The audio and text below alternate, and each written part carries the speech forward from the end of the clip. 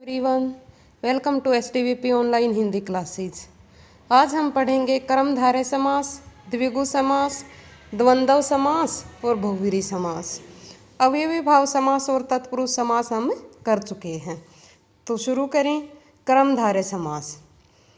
जैसा कि हम जानते हैं कि कर्मधारय समास और द्विगु समास ये दोनों उपभेद माने जाते हैं। कौन से समास के? तत्पुरुष समास के। हम इनकी अलग अलग डेफिनेशन देखेंगे। जिस समास का उत्तर पद प्रधान हो और पूर्व पद व उत्तर पद में विशेषण विशेष्य अथवा उपमान उपमेय का संबंध हो, वह कर्मधारय समास कहलाता है। डेफिनेशन क्या हुई कर्मधारय समास की? जिस समास में उत्तर पद प्रधान हो, उत्तर पद यानी दूसरा पद प्रधान हो, और पहले पद में और दूसरे पद में या तो विशेषण विशेष्य का संबंध हो या फिर उपमान और उपमेय का संबंध हो, तो उसे कौन सा समास कहेंगे? कर्मधारय समास कहेंगे। अब विशेषण विशेष्य आप जानते हैं, विशेष्य होता है बेटा जिसकी विशेषता बताई जाती है, और विशेषण संज्ञा सर्वनाम शब्दों की विशेषता बताने वाले शब्द विशेषण कहलाते हैं। इसी प्रकार उपमेय उपमान का जो संबंध होता है वही विशेषण और विशेष्य वाला संबंध इन दोनों में पाया जाता है। उपमेय एक ऐसी वस्तु जिसकी किसी अच्छी वस्तु के साथ तुलना की जाती है, और उपमान जिसके साथ तुलना की जाए वह उपमान कहलाता है। जैसे एक कविता की लाइन है, मैया मैं तो चंद्र खिलौना ले हूँ। यहाँ पर खिलौना क्या है? उपमेय है, और उस उपमेय की तुलना किससे की गई है? उपमान कौन है उसमें? चंद्रमा है। चंद्रमा को उपमान वहाँ पर बना दिया गया है। अतः कर्मधारय समास ऐसा समास जिस समास में उत्तर पद यानी दूसरा पद प्रधान हो और पहले पद में और दूसरे पद में या तो विशेषण विशेष्य का संबंध पाया जाए या फिर उपमान और उपमेय का संबंध पाया जाए, वह कर्मधारय समास कहलाता है। यानी कि इस समास में दूसरा पद प्रधान होता है और जो पहला पद है वो या तो विशेषण होगा या उपमान होगा, दूसरा पद विशेष्य होगा या उपमेय होगा। एग्जाम्पल देखें, जैसे नीलगाय, नीली है जो गाय, इसमें पहला पद है वो विशेषण है। किसकी विशेषता बता रहा है? गाय की। गाय कैसी है? नीली है। यही गाय की विशेषता है कि वो कैसी है? नीली है। तो पहला पद क्या हुआ? विशेषण हुआ। दूसरा पद क्या हुआ? विशेष्य हुआ। इसी प्रकार लाल टोपी, लाल है जो टोपी, समास विग्रह करेंगे लाल टोपी का तो क्या हो जाएगा? लाल है जो टोपी। चंद्रमुख, चंद्र के समान मुख, इसमें क्या आ गया? पहला पद क्या है? इसमें उपमान है। दूसरा पद क्या है? उपमेय है। ऊपर वाले में क्या था? पहला पद विशेषण और दूसरा पद विशेष्य था। इसी प्रकार कमल नयन, कमल की यहाँ पर कमल को विशेषण या उपमान के रूप में प्रयोग किया गया है। नयन की विशेषता बताने के लिए कमल का इस्तेमाल हुआ है। नयन कैसे हैं? कमल के समान हैं, यहाँ पर विशेषता बताई गई है। इस प्रकार कर्मधारय समास में क्या देखा हमने कि इसका दूसरा पद प्रधान होता है, पहला पद या तो विशेषण होता है या उपमान होता है, दूसरा पद विशेष्य या उपमेय होता है। अब करेंगे हम द्विगु समास। द्विगु समास वह समास होता है जिसमें पहला पद संख्यावाची हो, यानी कि जो पहला पद होता है इस समास में वो काउंटेबल होता है, संख्यावाची होता है, तथा समस्त पद किसी समूह या समाहार का बोध कराए, उसे द्विगु समास कहते हैं। इस समास की विशेषता क्या है? इस समास की विशेषता है कि इसमें पहला पद तो संख्यावाची होगा और पूरा का पूरा जो पद है, समस्त पद जो बन रहा है वो किसी समूह का या समाहार का बोध कराएगा, उसे द्विगु समास कहते हैं। इस समास में कौन सा पद प्रधान होता है? उत्तर पद प्रधान पाया जाता है। जिस समास का पूर्व पद संख्यावाची हो और समस्त पद समूह का बोध कराए और उत्तर पद प्रधान पाया जाए, वह कौन सा समास कहलाएगा? द्विगु समास कहलाएगा। जैसे चौमासा, 4 मासों का समूह, यहाँ पर 4 महीनों के समूह को क्या बताया गया है? चौमासा। पहला पद क्या है? यहाँ पर संख्यावाची है। पूरा पद मिलकर क्या बोध करा रहा है? एक समूह का बोध यहाँ पर करा रहा है। इसी प्रकार और एग्जाम्पल देखें, जैसे सत सई 700 दोहों का समाहार या समूह। समाहार कहो या समूह एक ही बात है। पंचतंत्र 5 तंत्रों का समाहार। नवरात्र 9 रात्रियों का समूह। इस प्रकार जितने भी हमने ये एग्जाम्पल देखे, इसमें जो पहला पद है वो क्या है? पहला पद इसमें संख्यावाची है और पूरा का पूरा पद क्या करा रहा है? बोध करा रहा है। किसका? समूह का। एक समूह का यहाँ पर पूरा पद बोध करा रहा है। और बहुत सारे इसके एग्जाम्पल हो सकते हैं, जैसे नवरत्न 9 रत्नों का समूह, सप्तऋषि 7 ऋषियों का समूह। अब जो द्विगु समास है इसमें हमने पढ़ा है कि इसका जो पहला पद है वो संख्यावाची होता है और समस्त पद किसका बोध कराता है? पूरा पद एक समूह का बोध कराता है। और कौन सा पद इसमें प्रधान पाया जाता है? उत्तर पद प्रधान पाया जाता है। उत्तर पद इसमें प्रधान हुआ, पहला पद इसमें संख्यावाची हुआ। लेकिन संख्यावाची में अगर हम यहाँ पर देखें तो 1 से 9 तक की जो काउंटिंग है वो द्विगु समास में आएगी।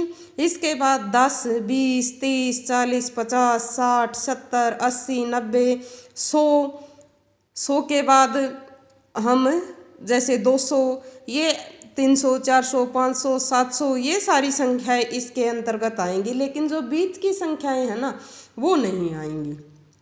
ये इसका नियम है। बीच की जैसे आ गया यहाँ पर 31, तो वो हम संख्यावाची होते हुए भी द्विगु समास के अंतर्गत नहीं रखते। 31 को समास विग्रह उसका हो ही नहीं पाएगा, समूह के रूप में वो बन ही नहीं पाएगा। आप इसका विग्रह करके देख सकते हैं। जैसे 31 जो छोटी संख्या है वो पहले आती है, इसका विग्रह करते हुए 31 1 और 30 का समूह बन रहा है, कुछ नहीं, ये ऐसे विग्रह इसका नहीं होगा। 1 और 30 31, ठीक है। तो ये द्विगु समास के अंतर्गत नहीं आएंगी। जो बीच की संख्याएं हैं कौन कौन सी आएंगी? 1 से 9 तक की सभी संख्याएं और इसके बाद 10, 20, 30, 40, 50, 60, 70, 100, 200, 400, 700, ये इस प्रकार ये सारे द्विगु समास के अंतर्गत आएंगी। लेकिन आ गया जैसे 55, तो हम ये नहीं देखेंगे इसमें तो संख्या है, ये द्विगु समास हो जाएगा, वो नहीं होगा। 55 में 5 और 50 का समूह या 50 और 5 का समूह नहीं होगा। इसमें क्या होगा?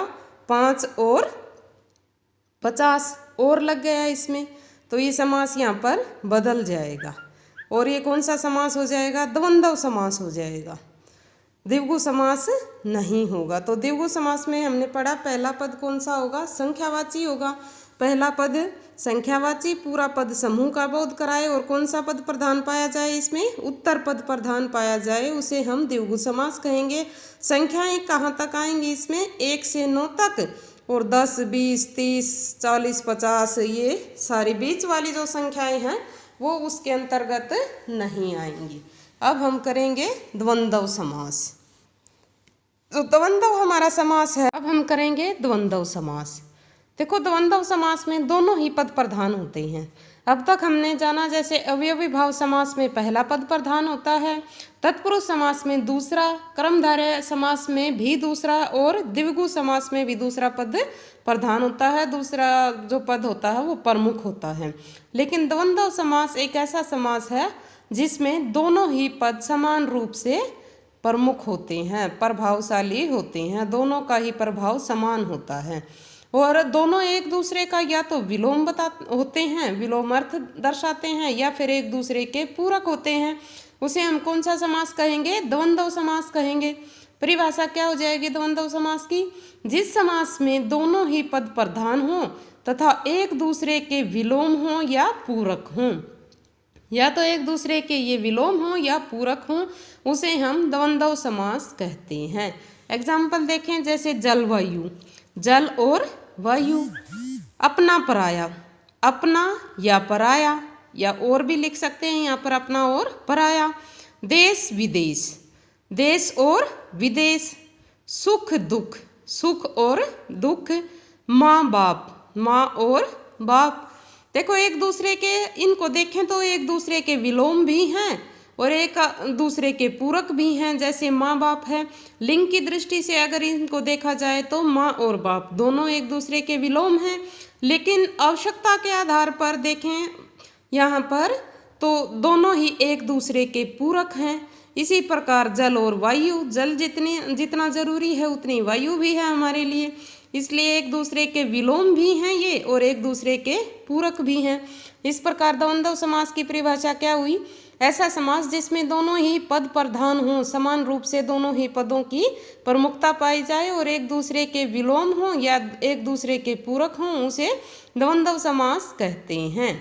जैसे जल और वायु। इसी प्रकार और भी बहुत सारे एग्जाम्पल हो सकते हैं, जैसे राजा रंक, राजा और रंक, दिन रात, दिन और रात।